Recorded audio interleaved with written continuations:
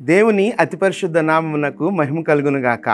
మీరంతా క్షేమమని మీ క్షేమం కొరకై అనునిత్యము ప్రార్థిస్తూ ఉన్నాం. అనుదినము ఈ ధ్యానాలు హోప్ ఫర్ టుడే వాక్య ధ్యానాలను మీరు అనుసరిస్తున్నారని నమ్ముతున్నాను. అనుసరిస్తూ ఆధ్యాత్మికంగా అభివృద్ధి పొందుతున్నారని నమ్మి దేవుని ఎంతగానో స్తుతిస్తున్నాను. ఇది నా వాక్య ధ్యానంలోనికి, హోప్ ఫర్ టుడే వాక్య ధ్యానంలోనికి మీకు ఆహ్వానం. దావీదు ఒకానొక టైంలో మోసపోయాడు. జీపు అరణ్యంలో ఉన్నప్పుడు జీపీలు వచ్చి సౌలుకు సమాచారాన్ని అందజేస్తారు. అందజేసిన తర్వాత దావీదు అక్కడి నుంచి తప్పించుకొని వెళ్ళిపోతాడు. ఆ సందర్భంలో తను మోసపోయిన సందర్భంలో దేవుడు ఏ విధంగా తనకు సహాయకుడిగా ఉన్నాడో అని ఆలోచిస్తూ దేవుడు తనకు సహాయకుడిగా ఉన్న స్థితిని గురించి వివరిస్తూ రాస్తూ ఉన్నాడు. ఆ కీర్తనే 54వ కీర్తన. ఆ కీర్తనలో ఒక మాట 4వ వచనాన్ని నేను చదువుతున్నాను. ఇదిగో దేవుడే నాకు సహాయకుడు, ఇదిగో దేవుడే నాకు సహాయకుడు, ప్రభువే నా ప్రాణమును ఆదరించువాడు. దేవుడే నాకు సహాయకుడు, ప్రభువే నా ప్రాణమును ఆదరించువాడు. మనుషులు మోసం చేశారు.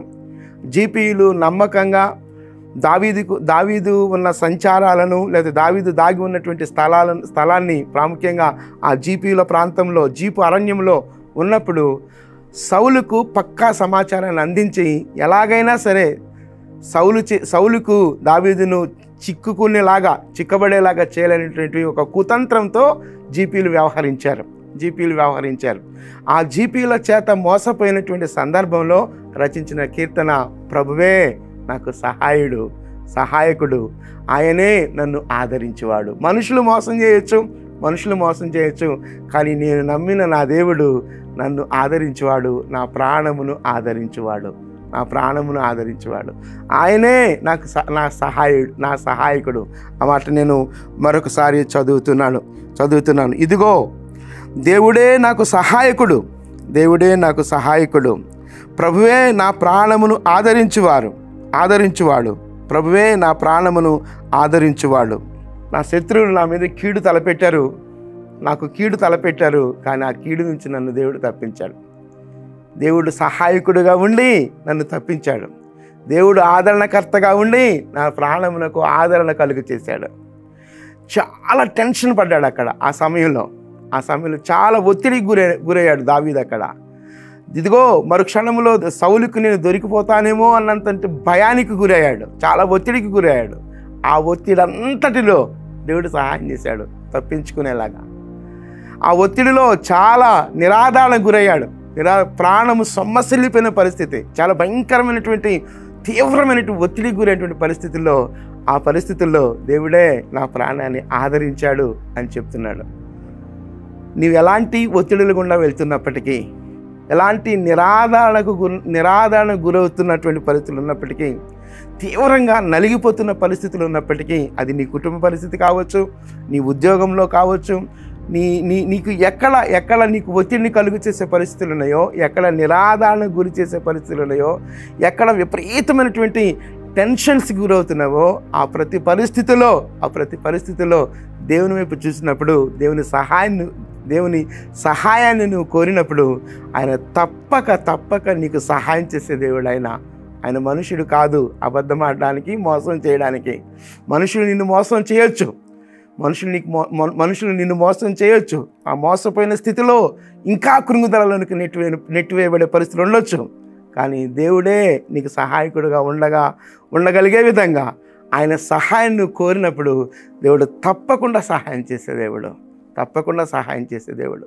నిరాదరణకు గురవుతూ, ఒత్తిడికి గురవుతూ, ఒక క్లిష్టమైన పరిస్థితులు గుండా వెళ్తున్నప్పుడు, దేవా నన్ను ఆదరించు ప్రభా, నా ప్రాణమును తెప్పరిల్లా చేయి ప్రభా అని ప్రార్థన చేసినప్పుడు దేవుడు తప్పకుండా ఆదరించు దేవుడు.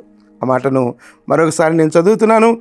దేవుడే నాకు సహాయకుడు, ప్రభువే నా ప్రాణమును ఆదరించువాడు.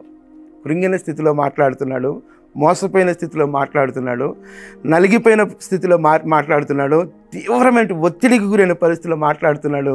ఆయనే నా సహాయకుడు, ఆయనే నా ప్రాణాన్ని ఆదరించేవాడు.